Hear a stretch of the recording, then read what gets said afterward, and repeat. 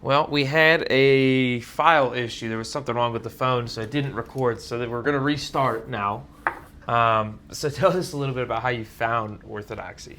So the first, basically, year of me being a Christian was basically just consuming the Bible.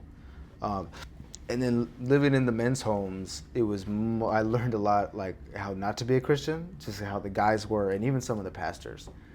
But I was just kind of like on fire, and I loved to dialogue with people. Like my best times, at least within like whatever, was like three of us talking, like me and the pastor and maybe another guy's in the home, and just bouncing things off of each other and kind of just, you know what I'm saying, like exploring other people's views. Yeah. I think that for me, so much of Christianity, not opinions, but just experiences and different views. Yeah. And I know we were talking about like seminary, people who get prideful or because of knowledge. Yeah. It seems what I've learned is that an encounter with God or Christ or experience, not just I've been a Christian for years, I've been to church for years, but like I've had these experiences with people in Christianity. I learned these things.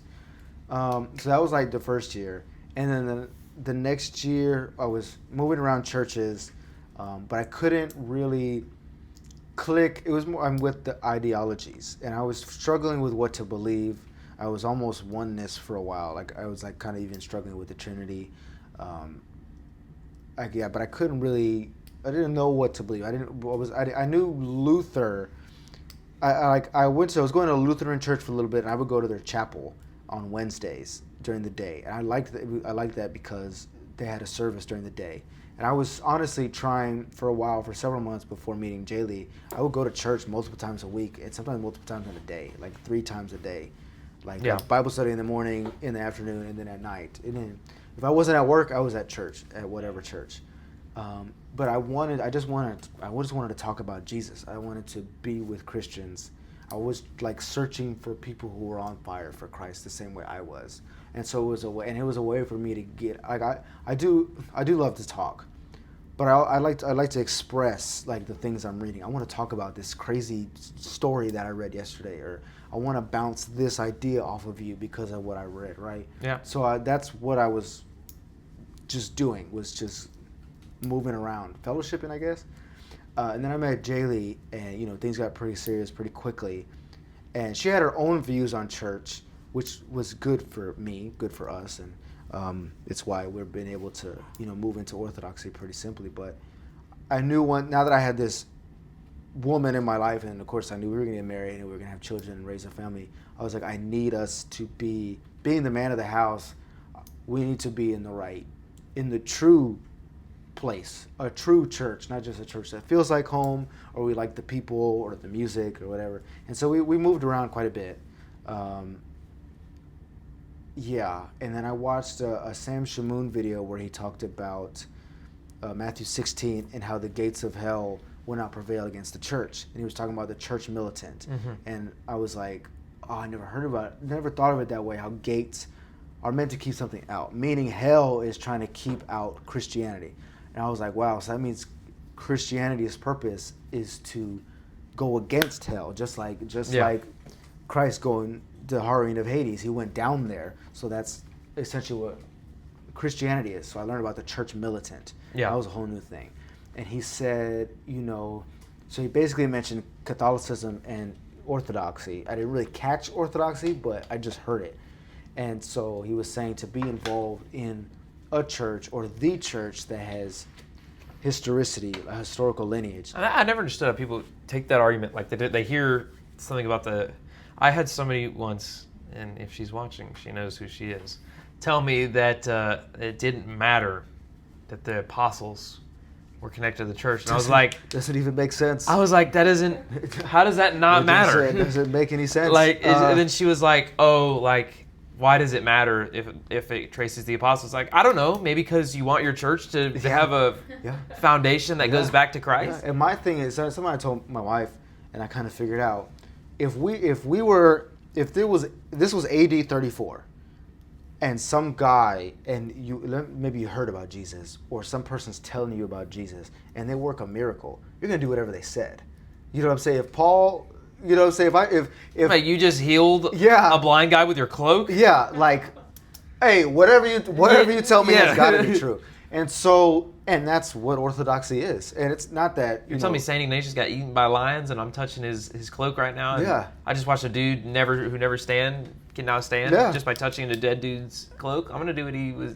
Yeah. Find me his letters. Yes, Let me listen. Yeah. And so, what was it? So I was like, okay, I need to check out early church, the beginning. And so I guess I started Googling things, and I have I'm on thrift books a lot. I have like an account, and I have like a bunch of points, and I get like free, like I get a lot from there. And so I got like this one, Early Christian Writings. And so it has like Ignatius' 7th letters, the first epistle of Clement to the Corinthians, the Didache, Epistle of Barnabas, and the Epistle to Diognetus, Polycarp. Well, I'm glad. I was gonna get you the Epistle of Polycarp. I'm glad I didn't. You already have it. I have it I have it a few times over, to be honest. But thank you. And it was like this other one, the Early Christian Fathers. I haven't read this whole thing. Well, this one is. I realized that this one is snippets, and I'd rather have the whole thing. So yeah, I read Ignatius 7. I read the Didache. The Didache blew my mind, and some other stuff in here. I think I have the shortened Didache, and that one I'm like. The Didache. Which one is that? Lost Scriptures? Yes. So I got this. This was like kind of before. Like I got this, and then I kind of forgot about it. I got it because I was interested in like I got this and like the Gospel of Judas all at the same time. It was kind of during that period, and then I kind of put this to the side. But then when I came back to the early Christian father stuff, or at least the early church stuff, I opened this back up. What's it about? Like the. Well, there's some of the same ones that are in those other ones. I see. But there's some non-canonical gospels. Oh, yeah. The Gospel of the Nazarenes, the Gospel of Peter, the Infancy Gospel. There's some non-canonical Acts, the Acts of John, Paul, Thecla. I haven't read that. Non-canonical epistles and related writings, the third letter to the Corinthians, correspondence of Paul and Seneca, the letter of First Clement, Paul's letter to the Laodiceans, the Didache, Pseudo-Titus, non-canonical apocalypses and revelatory treatises, the Shepherd of Hermas, the Apocalypse of Peter. There's some canonical lists, the Muratorian canon, the Canon of Alexandria, Eusebius. So there's more in there, but there's that type It's of funny. stuff. The whole reason I got into the Lost Gospels is because I I watched the Book of Enoch, the movie, and I was like, I was like, what is the Book of Enoch? I've never heard of this. And then my dad was like, oh, it's like a lost scripture, and I was like a lost scripture? Like, how did they lose it? Yeah. Where did it go? And so I started looking into it, and I was like, oh, so it's not really a lost scripture. Yeah. It's like a fanfic, basically. Makes sense. And Dad and I started talking about it, and then we went back and forth, and we used to debate my mom on it, my dad and I, because we were like, it could be true. You haven't read it. And my mom was like, if it's not in the canons, it's not true. And I was like, well, I mean, there was some stuff that was added to the canons, and I was like, because they found it and they said, yeah, this fits the narrative. Like, this is true. It has historical relevancy. And she was like, if it's not in the canons, it's not true. Like, Mom. So like she sounds like a Baptist. I was like, listen, sometimes it could. I was like, it could be. I said, now for the time's sake, we're gonna say it's not. Yeah. And I was like, but it could be. And the stuff that it definitely was like the next level. Yeah.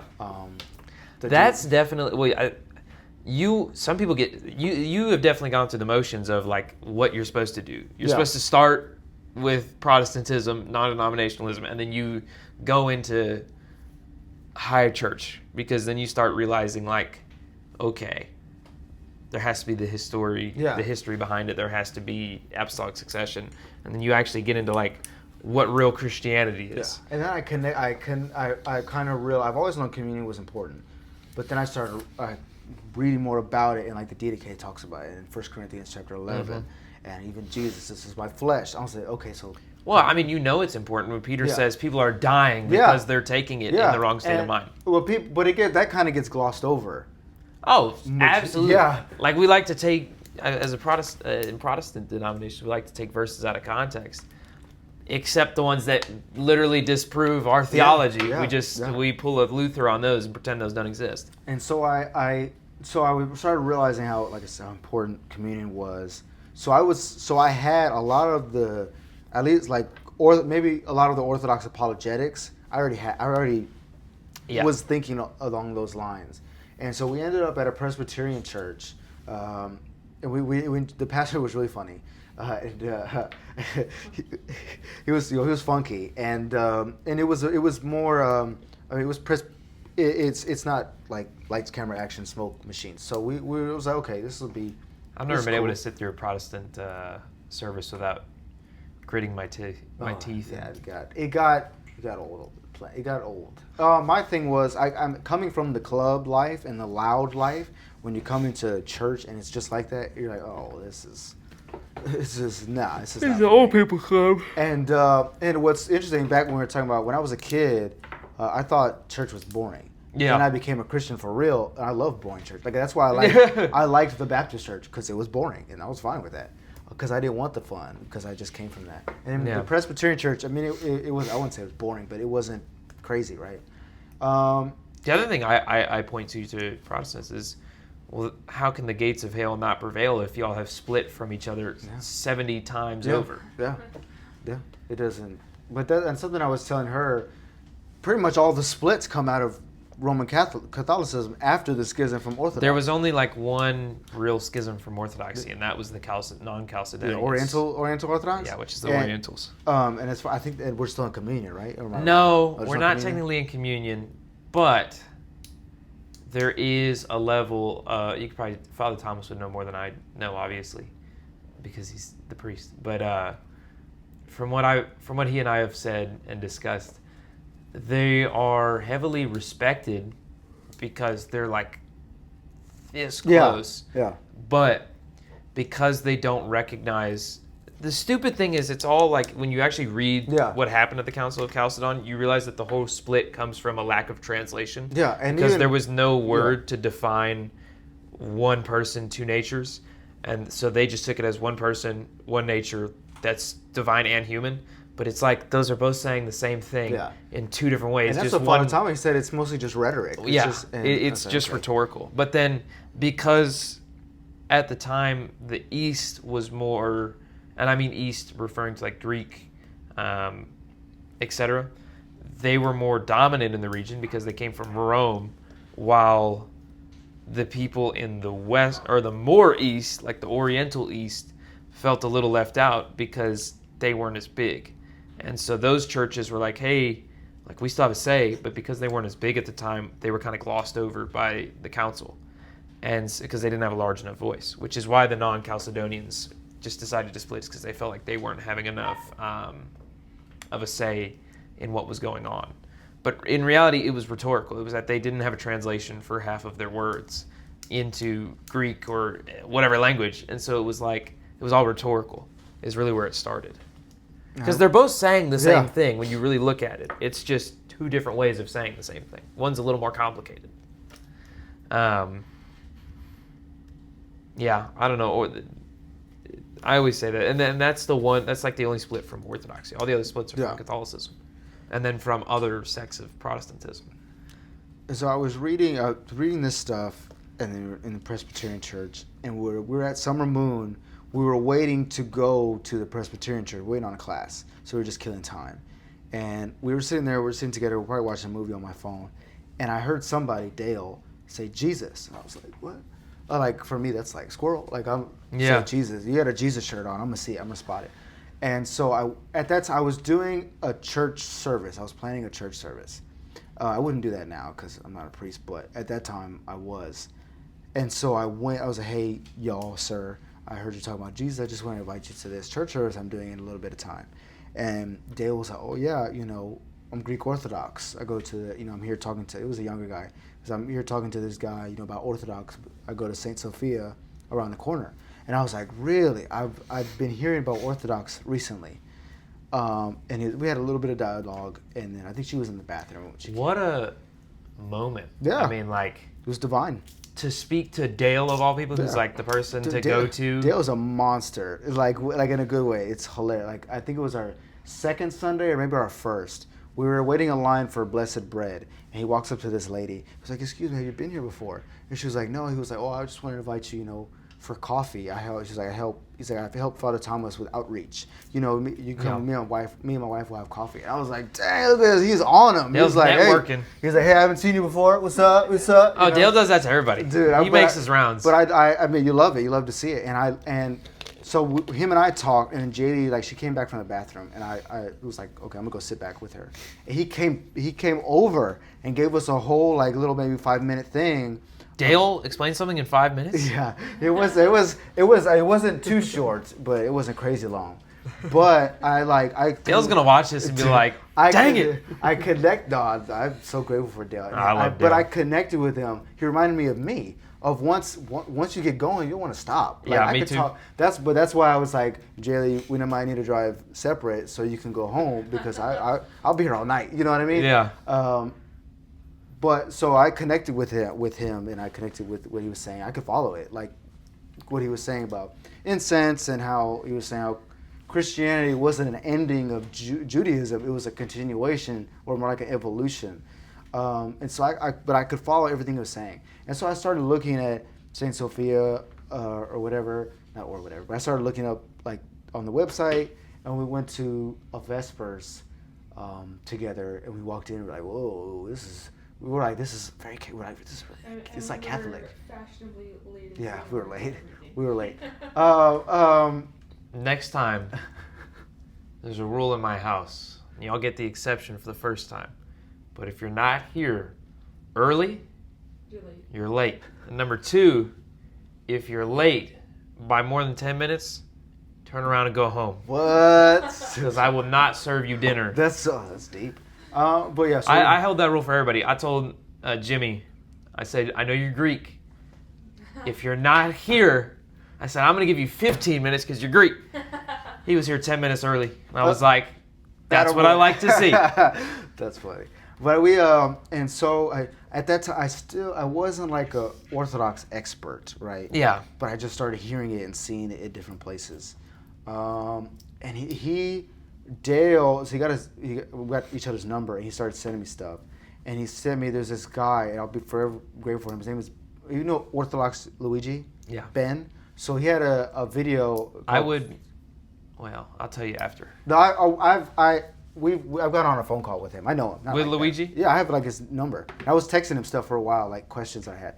Yeah, we can talk about that off the camera though. But I've heard some. He sent me, but Dale sent me. What's his name? Luigi gave a sola scriptura. How did you get his number? He has Substack, the app. Yeah. He has one, and he has a paid membership, and on the thing it says within the paid membership you can do phone calls. And so I did. It's like $8. I paid for the membership. I DM'd him. And I DM'd him on Twitter, and he reached out and he's like, "Yeah, we get on phone call." And so we got on the phone. And then I would take for I want to say a solid month or 2. I was texting him like questions and stuff, like Oriental stuff and just different stuff, and like where did Lent come from and different things. Yeah, he's very charismatic. But, well, I can't. He's a very vital part of my Orthodox journey. So I can't say anything. It would be wrong of me to say anything negative, but there was a video. I didn't know who he was, but Dale sent me the video, and it was him breaking down Sola Scriptura and how it was wrong, and I like downloaded the video and I would listen to it, and I was like, everything he's saying is right. That was me with Paul Trumanbach. I don't know who that is, so you have to send me. I'll have to send you Paul because he has one on Sola Scriptura, and I use his arguments all the time because he has so many eloquent arguments of like. But they're put in such simple terms that like anybody can understand them.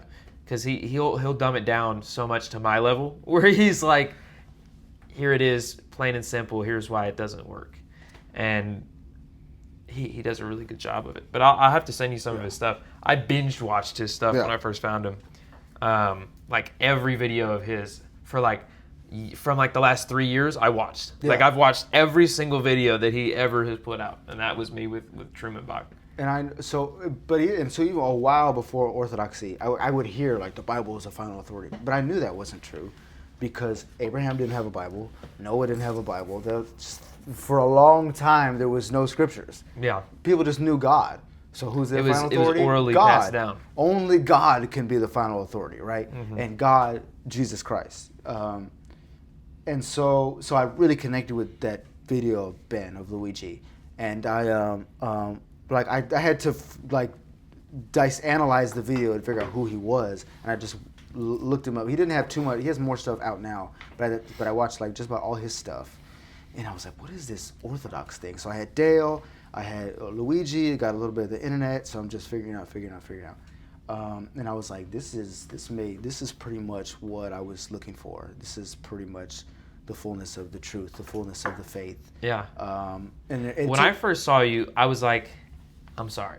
I remember where you. But I was like, when did you first see me? It was at a liturgy, and I turned around and I was like, on a Sunday? Yeah. Okay, so it must have been like the first time. I think it was because you were with Dale. I turned around and I was like, that's not somebody I would usually see here. And I was like, what's this guy's story? It was a face tattoos? Yeah. I was like, well, because I didn't see what they were. Yeah. I didn't see what they were of. And I was like, we got this like rapper in here who's turning to orthodoxy. And I was like, that's great, but I wonder what his story is. That is funny. And then I have not heard that. I asked Dale, and I talked to him a little bit, and he was like, oh yeah, Isaiah's great, and this, that, and he told me a little about you, and I was like, wow. I was like, I'm curious Yeah. I'm curious what Dale said. I don't remember. It's been so long, but he said all good things. I'm definitely much more chill and quiet than my old self, and than my old before Christ self, and then even early Christian. I mean, I've calmed down a lot from what I was as like. Did you find orthodoxy as being intense? Like, did you find it as when you first came here, you were like, oh my gosh, this reverent, is intense. Reverent, exactly what I feel like God deserves, what Christ deserved. I just didn't get like in the men's homes. So it was very. I experienced like ghetto Christianity, basically, not urban, but ghetto. Because I was with like ex-gangbangers, they still sagged their pants, you know what I'm saying? Like it was like cool Christian rap, like that type of, and it was predominantly Hispanic. And I was like, first of all, this is lame. Yeah. Because I'm literally coming, that's what I get for eating. But Where'd you put your water? I literally had one crumb and now I'm choking. But I was like, I used to deal with rappers. I've met a handful of famous folks. Like, what y'all are doing is cornball. Yeah. And so I could not. I can never stand like Hillsong worship or like. I had my time. I definitely do like a lot of Christian music. I couldn't stand it because I always knew that it was always rooted in money and that it was never rooted in actually like glorifying God, because I saw these people how they acted after they made all their Christian money. And I was like, yeah, all of you people act like y'all are the richest folks. Or you stop making Christian music after you make like one Christian hit, and now we're making like pop music, and it's like, come on. Yeah. No, my thing was, I was on Instagram, and I followed a guy, I won't say his name, but I followed a guy who's actually very famous. In the Christian circle. Well, he's really expanded. But anyway, crossed over. But I just saw, it was like he was on Instagram, and like I saw like just his kitchen. It was a nice kitchen, and nothing wrong with having a nice kitchen. But I was like, I don't know how I feel about these folks that are famous, and you're taking your ticket money and your T-shirt money, and they got a nicer fridge than you do. You know what I mean? They got this car that they don't need. You know what I'm saying? I was like, it doesn't. I mean, I know there's levels. God blesses different people. Some people will be wealthier than others. That's. Well, sometimes it's not even a matter of God's blessing. It's a matter of I had this discussion, actually. It's funny you say that. I had this exact discussion at work. We're talking about the problem with prosperity gospels, the prosperity gospel movement, because we were like, God doesn't give your blessings in earthly things. Rarely will he do that. And anytime he does do that, it's a test, just like Job, to see if you're willing to give it all up, or how generous you're willing to be with it. And most of the time, it is spiritual blessings. It's the spiritual gift of wisdom. It's the gift of things like that. It's not the gift of more money, like Joel Osteen or one of these other preachers tries to get you. We went to his church when I was younger. Really? My mom and brother, maybe my sister. Or like a Kenneth Copeland type of thing, where he's like, glory to Israel and give me your money. I never connected with. I don't really. I just know that one video where he was like, so it was much. It was much. He looks like a demon. I'm sorry, but I think he legitimately is like a. I've heard that, and I remember I started looking back at when I was younger in church, and like I said, I'm not into material things anymore, because of what Jesus said, but I remembered a lot of, like when I lived in Madison, Mississippi, and it was very like Hillsong Christian. I call those lukewarm. Yeah, it was like that, right? And so like I knew like some pastors, or I would go like these Christian folks' houses. They would have these nice houses, and they would just have a bunch of junk, just a bunch of, just nice vases and all that stuff, right? And so I was like, I know that's not what God gives us money for, is to have all these decorations and extra stuff. Yeah. And so the likelihood of a rich man getting to heaven, he'll have to fit through the. So like I said, I knew I wasn't. Looking back, I know I wasn't meant for Protestantism, and I had a big thing with marriage and wives, and I became much more traditional when it came to marriage. My previous situation was very, I don't know how to explain it. It was just very immodest and non-traditional. And so, but I learned the importance of tradition and having not a stay-at-home wife, but just a woman who wants to be a mother and have children. And then I realized, like, all these Christians and pastors, they're always showing their wives, like, to go on vacation, and then there's a wife in a swimsuit and they're showing all this skin, and like. Even like famous people, like their wife has her own Instagram. Not that, I mean, she has her own Instagram, I'm not saying. But it was yeah, but I'm sure she's not going on Instagram posting provocative images for everybody to enjoy. But it was just like, I just started thinking, imagine how many men are lusting after your wife because she's so out there. Like, my wife is attractive, so I know if we go to H-E-B, people are going to look at her. Nothing I can do about that, right? But it's like if no. According to Islam. But if I'm put on a burqa. But if I'm over here like, hey, we're at the beach, there's her stuff out and stuff like that. You're playing. Because there's some people that are into that. Yeah. And that's where it gets like, whoa. Yeah. Because then you're getting into the whole territory of like, if you're finding pleasure out of that, then you have bigger fish to fry, and you have no business teaching others. Yeah. Like, there's nothing wrong with stepping back and saying, I have no business teaching others. Yeah. St. Paisios did that. That was like one of the holiest men of recent times that are known, who was like, literally they asked him to be a priest multiple times, or a bishop multiple times, and he's like, no, I'm not worthy. Yeah. And I'm like, brother, you're like literally moving mountains. What do you mean you're not worthy? And he's like, no, I'm not worthy. He's like healing kids who are blind with just by touching them. And he's like, no, I'm still not worthy. So it's like, yeah, you need to be humble enough if you're finding pleasure that other men are lusting after your wife, or just like not even caring, or even think about. I mean, like I said, because you're supposed to guard her. You're supposed to be guarding her chastity, as you are supposed to be guarding your own, and she's supposed to be guarding yours as she is guarding her own. And if that's not going on, then there's a big issue in marriage. It's touched on the book in the book that St. John Chrysostom wrote. He literally says that. He's like, you have to defend each other's chastity the same way you have to hold each other accountable religiously. Like, if one of you falls short, you have to pick the other person up and say, we're not doing that again. Because when you fall short, I fall short. Yeah.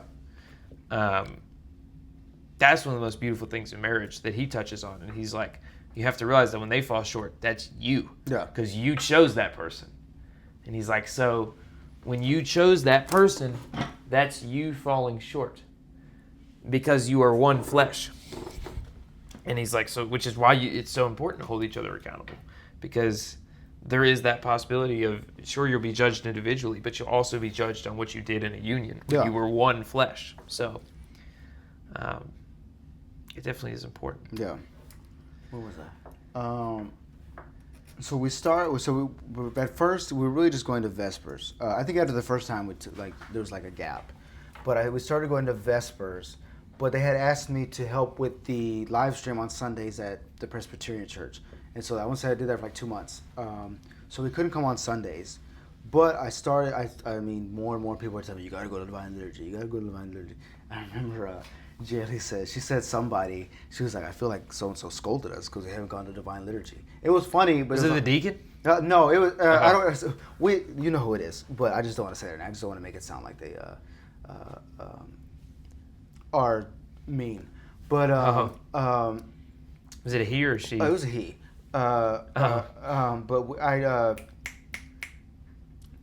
But then I asked, so I was like, you know what? I realized instead of like maybe inviting people to church or asking them how I feel about God or Jesus, ask them how they feel about communion, about the Eucharist, right? I was like, that's a good like different angle of like evangelizing.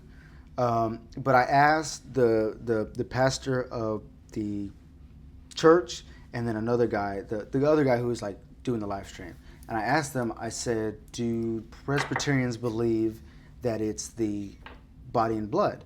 And they both said no, that they just believe it's a strong symbol. And I was like, all right, well, it's basically time for us to leave. Yeah. And which is surprising because it's hard for a lot of people to grasp that.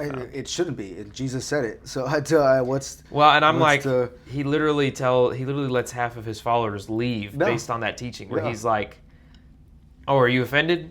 And then Peter's like, where are we going to go? I don't understand. Yeah. And I heard the Prophet Lovi, who I mentioned before, long before Orthodoxy, even he was like, they thought he was demonic because he was talking about eating flesh and blood. So I was already... They thought he was pagan. Yeah. So I was connected with that, pretty much long before Orthodoxy. But once I really, really connected like my mind and my heart to communion, I kind of like asked, like I said, I asked them that question. And I sent them screenshots of Justin Martyr because I had read some Justin Martyr, so I remembered something. So I went and screenshot it, showed them. And they're like, one guy was like, oh, he just has like Catholic theology. And so I asked him, I was like, so you're saying he was Catholic? And he was like, well, he believed what became Catholic theology. But it's like, I was like, that doesn't make any sense. Yeah. I was like, because there's no early church father that you can find. Now, Peter, some will argue that Peter said that he doubted it. But truthfully, I have yet to find any writing that proves that statement. Yeah. That people try to say that Peter doubted the real presence of the Eucharist. But I'm like, also, Peter denied, if that is true, Peter denied Christ 3 times. Yeah. So that doesn't make him infallible. And Paul had to correct him. So. Yeah.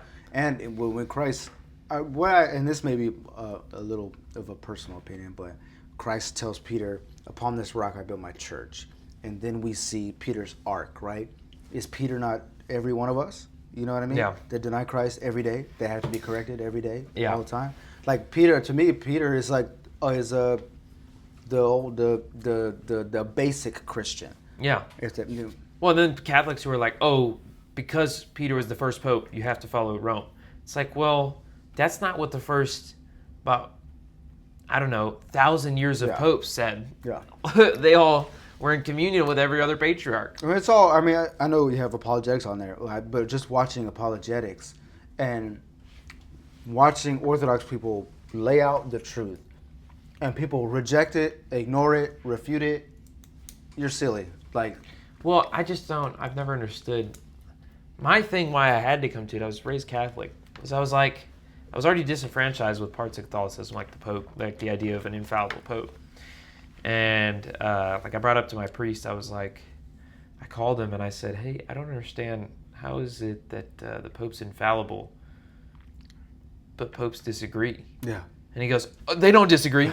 And I was like, well, then why does church add doctrine? And he's like, we don't add doctrine. And I said, yeah, we do. I said, the Immaculate Conception wasn't a thing until the 1800s. And he's like, well, yes, but we just discovered it. We didn't add to it. And I was like, but there was already a theology there. You did add to it. And he was like, no, we really didn't. So I was just like, well, there's no getting through to him, obviously. Yeah. And I just kind of figured out, I was like, yeah, there's no getting through to him on that. So I was just like, okay. And then I started looking into it, and I was like, all these things are true about the Filioque. And I was like, if I don't go, then I'm literally living a lie, and I'm just okay with it. Yeah. Which makes me a fool, and how great is my judgment going to be that I rejected the truth, knowing the truth. Yeah. And It was a tug at the heart. It's like I said, I'm a softie. I'm a bit of a softie. I didn't want to leave, and they had asked me can you help us with the live stream? Want to expand it? I basically gave them my word, but it was like I remember I talked to Father Thomas about it right before I left, and it was like follow my heart or follow Christ. And it was like, oh, because even Christians will tell you to follow your heart, and that's not true. Because my heart would have told me to stay there. I don't hurt anybody's feelings. But I said I knew I had to go. So so we're there every Sunday, and I picked up a shift, and I said, oh, I got to work. I can't come. And so then I didn't want to go through another Sunday and then say it. And I wanted to talk to him face to face, the pastor, but I knew he probably wouldn't. So I called him. He didn't answer, so I left a voicemail. I was like, hey, I appreciate the opportunity. My wife and I were going to go all into Orthodoxy. But I was like, please call me back or please text me, because I don't want to be a burned bridge or at least to leave in bad blood. We can get caught, whatever. Did he ever respond? Well, no, not to the voicemail. I had to text him a little bit later. I was like, did you check out my voicemail? He's like, yeah, let us know if you need any help on your journey, something like that. And so I texted him back, and I was like, sure. I was like, let's do lunch one day, and he's sometime soon. And he never replied, and so that was it. And so then after that, we've been at Saint Sophia ever since. And I When was it? That was had to have been. I would say if I March. Right after Easter. So I went to some stuff with Pascha during that week. We didn't go. I don't think we went that Saturday. I was there. So I was there all of Holy Week. I went to every single service other than the Monday. It had to have been last month. Oh, it was June. Yeah, so it was June when we left. So June when we were all into Saint Sophia / Orthodoxy. Okay. I was wondering that because I was like, almost exactly. I know y'all weren't there during Pascha, at least not during the Holy Week. Because I was like, I was there every day. I went that Friday. I missed the. Oh, that's why. Because Friday's always packed. Yeah. I missed the morning service, but I went for the decorating of the thing. I forgot what it's called. And then I went to the library and I came back for 3:00. But I had to go to work. So. Because I went to every night service.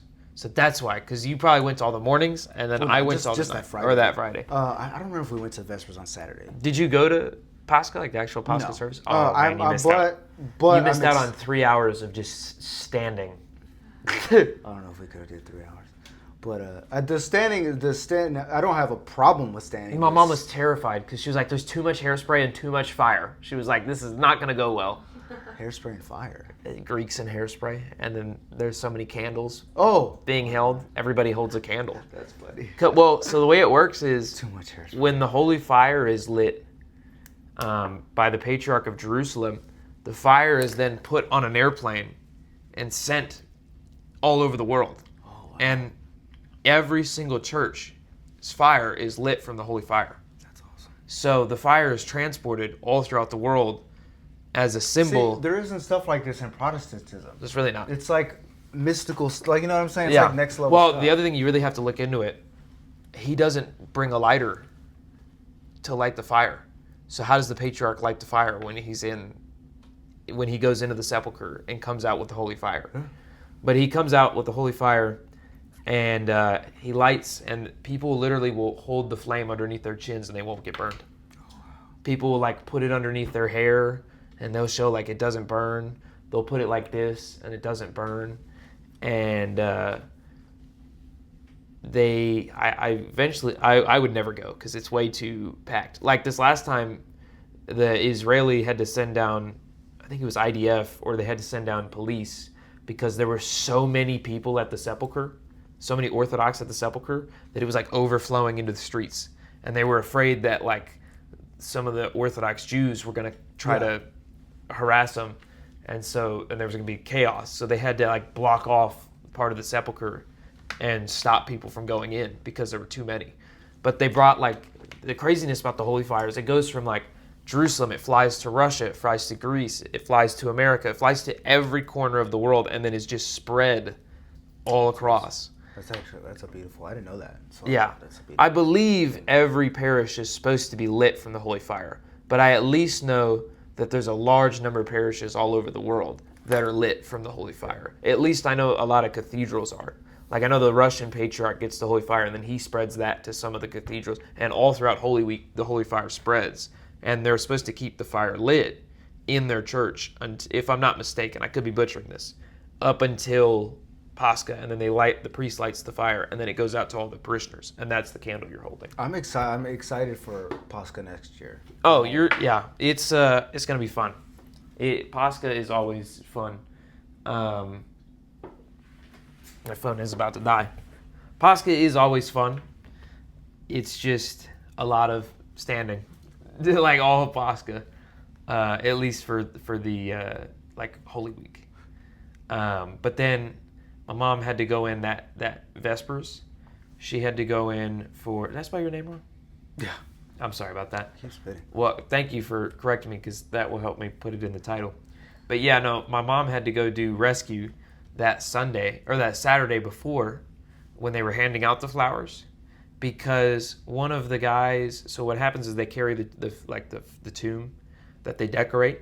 Before that, they carry it around and process it around the church. Well, it was like 85, 90 degrees. So the guy holding it literally passed out. And my mom, well, I won't get into what she thinks medically happened because I don't want to expose him. But she's like looking up, and we thought an icon just fell. But then everybody looks over and he gasps, and Father Thomas jolts over and looks, and he's still talking, and he like trails off, and he kind of steps over, and everybody's crowding around him, and my mom runs over. They're trying to like pick him up, and my mom's like, stop. Mom's a nurse, almost 30 years of nursing, I think 30 years of nursing experience. So she's like, stop. She's like, the last thing you want to do is pick somebody up who's already passed out. So she's getting her shirt off, she's getting him water. He finally wakes up, and she starts doing the questions to him, like, do you know where you are? Do you know? And then EMS got there. I have to say, EMS got there in like 2 minutes. But it was crazy because everybody's just sitting there tired because we've been there for like 2 hours. And now everybody's standing up trying to figure out what's going on. That's hilarious. I'm wide awake now. Yeah, the excitement everybody's been Father waiting Thomas for. was like, let's go to the left while we go to our flowers while the ambulance comes and does everything. Well, anyway, I want to ask you lastly, I mean, we do have to cut this a little bit short. I'd love to ask you about the tattoos, but why don't we actually, at St. Sophia one of these days, let's go to the side a little bit, find a little side room, and we can do a little YouTube short and talk about your tattoos. Why not? That's fine. I think that'd be honestly a cool little short thing to do. Because I know you have a lot of them, and honestly, I want to hear about them. These are cool. I could only show. I'd only show you my arms because I got my chest and my back. Well, yeah, we can show your arms and then your face, and you can tell us what they all mean. What are your expectations for fatherhood? I mean, I know you're expecting. Fatherhood? Yeah. Christ. I mean, when I found out she was pregnant, we found out we prayed over her stomach, and we just asked for a healthy child. And so it's. You should ask Father Thomas to bless her belly. That's actually a good idea. Jimmy, I don't know if you watched the whole Jimmy episode, the last one, where he tells the story. He had 2 miscarriages back to back, and he went and had an Orthodox priest. He yanked him, and he goes, "Bless her belly." Baby came out just fine. Oh, that sounds fine. That's actually, that's a good idea. Yeah. I'm very excited. We're very excited. I know it's going to be a challenge, but I'm ready for the challenge. I'm up for the challenge. I mean, I have my own miscarriage, couple stuff, history, plus just the craziness of my past. That I'm very grateful for the child, even just being pregnant. So Yeah. it's bigger than just, I'm having a kid. It's like this blessing from God. I mean, obviously, being homeless and all that stuff, going through all of that kind of culminates. You know what I mean? Yeah. It's a huge thing that's going on in my life, and a huge blessing, and just a huge thing that's coming that I'm very excited for. I mean, people tell us, you're gonna lose sleep, and I don't trip. You know what I mean? I'm not. He said, "I'm ready for it." I'm ready for it. Like, I mean, Are you ready to have a little girl? Yeah. Part of me is more excited to have a girl than a boy. Really? Well, I mean, boy, I've always like imagining raising myself, no thanks. So Yeah, I fair am grateful to have a little girl, and I just tell her she's beautiful, forever, you know, just love her, just always. You can catch different advices, even just on the internet or whatever, and they just be there for her, be a safe place, and Yeah. so I have no. There is nerves about it, of course, but I'm ready. I'm ready Well, for we'll her say- to be here. And I've never had a child, and I can tell you this: you're gonna overdo it on your first, and then you're gonna have your second one, and it's gonna be like whatever. Yeah. Like you're. I'm not going to every doctor's appointment the second time. Okay. Just a heads up. That's what my mom said. She said the first one it was like we got to do everything, and then you also got to be ready postpartum because that's a hard thing. I have heard. As a husband, you got to really step up there, and I'm giving you advice like I've had kids, but I'm just He's like, from what I've gathered. show up. He's like, come in here, little ones. He's got 3. But no, I mean you have to step up for that and be understanding and empathetic because most women don't even understand what's going on at that point. Yeah. Like it's unrational at times. I know. I mean, for me, it's just teaching her about Jesus and not church and religion. You got to go to church and God, but just everything we have comes from Christ. And your dad went through these things, but Jesus. Your mom went through these things. And that's the but thing Jesus. is if you just teach them in the works, like this is just normal. You just got to make it normal. A lot of times I find that that's what keeps people active in their love for Christ because they're like, well, this is just normal. Yeah.